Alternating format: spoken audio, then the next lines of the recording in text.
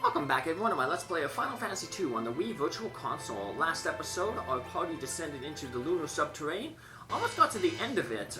We got to the save point here. It's the last save point in the game. Up to the north is the passageway to the lunar core, but we aren't going there even though we're so close to it right now.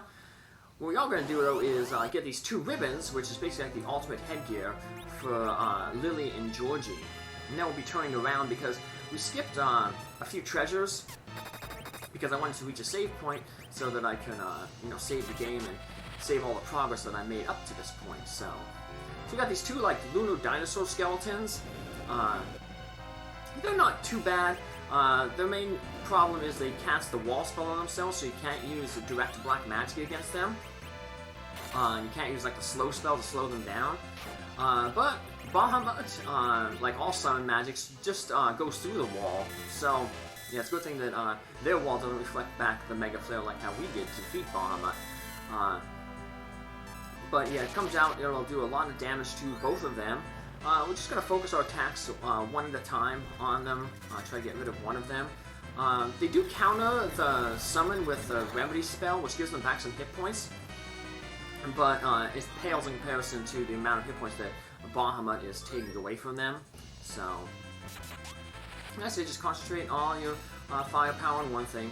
The only mistake I kind of made is I still have Lily on the heroine robe, where she should be on the white robe, because she's doing a lot of healing in this battle, and she'll be doing a lot more healing in the next boss battle that we have. So, I sort of switched out, but it's alright. She makes do with what she got. If you ever do get overwhelmed with healing, though, you can always have Georgie try her luck with Ashura. Ashura has a 2/3 chance of having a healing spell come out on her summon, so that can help take pressure off of Lily. But the lunar dinosaurs are defeated, and that gives us access to two ribbons.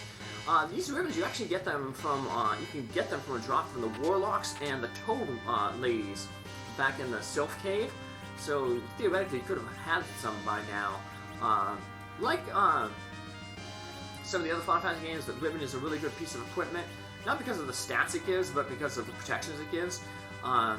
In Final Fantasy I want to protect against all elements. In this game, it protects against all status immunities, just like Final Fantasy II, the NES version of that. So basically now, they are, Lily and Georgie are going to be immune to all status ailments. So, and that's a good pairing with the Protect Rings that, the one Protect Ring that we got. We're about to get the second Protect Ring when we do our backtracking here. The Protect Ring protects against fire, ice, and lightning, so most of the elements. So between the ribbon and the Protect Ring, Georgie and Lily will have a good protection from most magic. We're going to backtrack here, and this is a place that I did not find the first time I played this game, because it looked like a dead end here, but it should be apparent that there's a secret bridge there. So I was just wandering around one time, fooling around, like leveling up, looking for stuff, and lo and behold, I found that secret bridge, and I was like, whoa, cool. So I managed to find this place and get the best sword in the game and get the second Protect Ring. Protect Rings can also be dropped by those Fatalized that we encountered on the bottom floor, the near bottom floor of the lunar subterrane. But once again, it's a rare drop. So the only other, if you get another one of those, that would go good on Nell. So we got another behemoth here. Take it out as normally. Once we get to the core, near where that final save point was, the behemoth actually becomes a regular monster. The core floors, you basically run into behemoths, red dragons, and these evil masks on the first two floors, and then they start coming in pairs. You can get like, on the third floor, you can get two evil masks, two behemoths, a behemoth and a red dragon together, or three red dragons that are stacked on each other. It's a pretty neat looking battle how they do it. Kind of could be annoying though, but we'll see that in the next episode. So These are good enemies to final level grind on. The Behemoth not so much, because the Behemoth don't have really good drops. The Behemoth drops like the Power Robe, an Avenger Sword, a lot of gear that just increases your power. And that's not really important. It's better to fight the Red Dragons, because they can drop the Crystal Rings, which is a really good ring.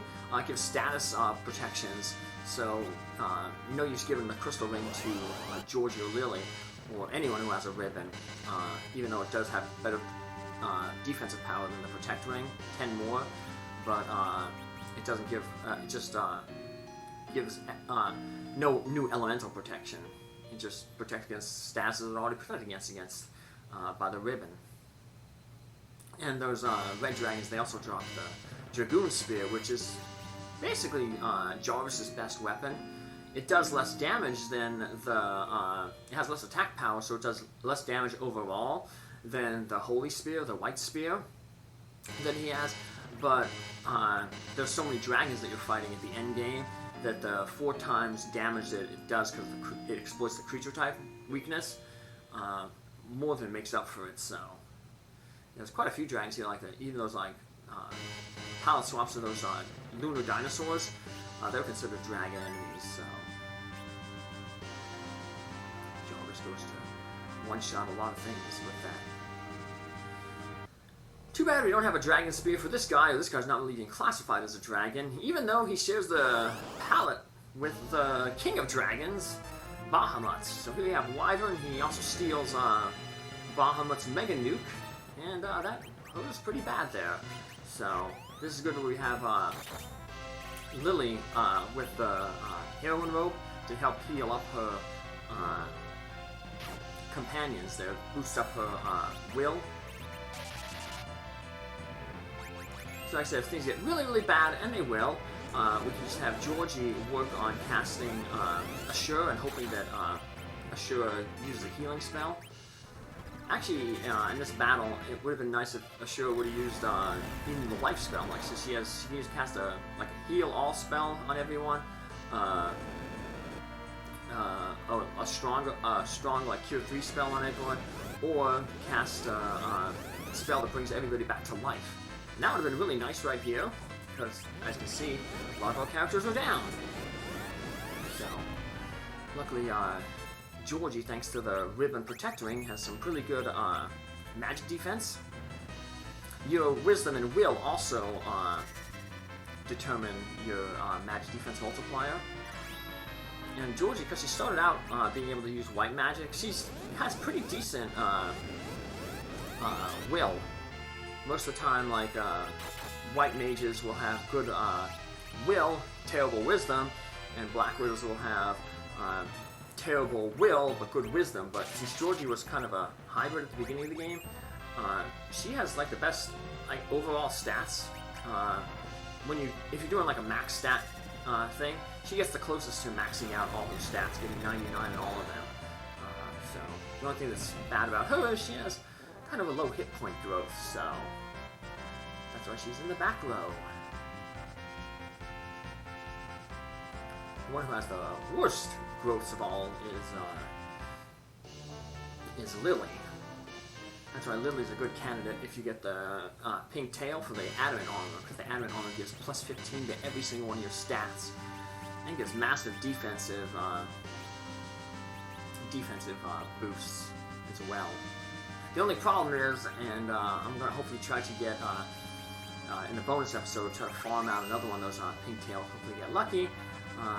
The only problem is if you equip the adamant armor someone, and then you take it off them and give them another piece of armor, it makes that person weak against all elements. And that unfortunately happened to, in my maxed out party for the bonus level. They, you'll notice that Nell, Edge in that name, is weak against elements and gets knocked out. We're actually going to get to see a little bit of that level 99 maxed out party, because we're heading back to that save point, and on that floor there's one more enemy that we haven't encountered yet. So the best place to encounter this enemy, basically There are 8 different types of random encounters you can get on each floor, and 4 of the random encounters on the floor coming up are this trickster enemy. But even then, it still took me a while to actually find it. I have to run into other enemies. So yeah, half of them should have been a trickster fight, but I wasn't getting into them. Trickster fight can be basically the easiest fight in the game if you take your time with it and you don't fall prey to its trick. So we're gonna see that here, but like I said, I'll go with the bonus party then and show off what happens if you do fall for its trick. It gets so much tougher. I'm just gonna wander around here, pick up that monster, and then the only new monsters we gotta get are the ones that we'll encounter going down to the core, and that the Flan princess, the pink princess, Pink Puff. So wander around here, try to find that trickster. And the only thing you have to worry about with the trickster is not listening to its advice. I know the first time I basically played the game, I saw it, I was like, why is this enemy telling me its weakness? And I was like, that's dumb. And then I was dumb by listening to it. So don't make that mistake. You'll see just how terrible a mistake it could be. Like I said, when I show off how tough the monster could be, even the maxed out party. This is an imp monster. It can drop the imp summon. So if you don't have the imp summon yet, this is a good place to actually farm it. Weak against thunder. So you could not hit it with thunder type equipment, so that's why I had Nell equip the lightning claw. If you have like lightning arrows on Lily, you can use them. They're fine. But the problem is you just can't attack it with any lightning-based magic, and that includes Nell's Blitz spell.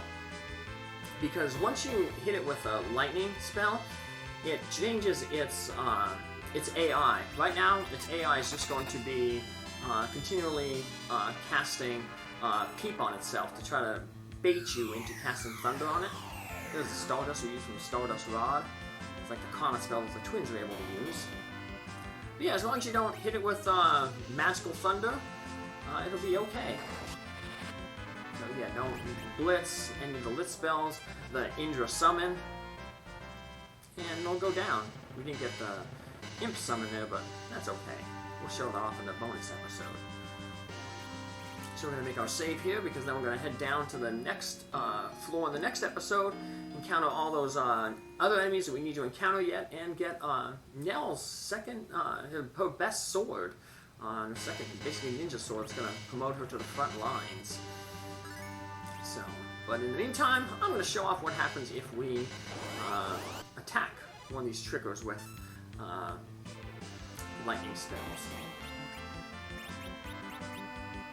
So keep in mind, Edge used to have, or Nell used to have the adamant armor, but I took it off to give to Rosa Lily, and that now Edge has gotten a weakness to all the elements. So I gotta try to find another adamant armor to boost him back up. But yes, he's taking a lot more damage than anybody else from the Lit 3 spells. So this guy casts fast on himself, so he casts these spells really, really quick. Luckily, though, that adamant armor that Lily Rosa has, is so powerful and strong that she's only taking like 1 damage. Yeah, that armor basically makes you invincible. Like I said, if you take it off, though, and give it to somebody else, you can cause a problem. So, but we'll see more about our characters and their stats when I show off in the bonus episode. But I just want to show off that what the imp does. There's the adamant armor. Hopefully in the bonus episode I also follow another piece of adamant armor to get rid of those weaknesses for Edge there. And he just has the ninja gear. So. But that'll do it for this episode. Take care. Hope to see you in the next episode. Bye.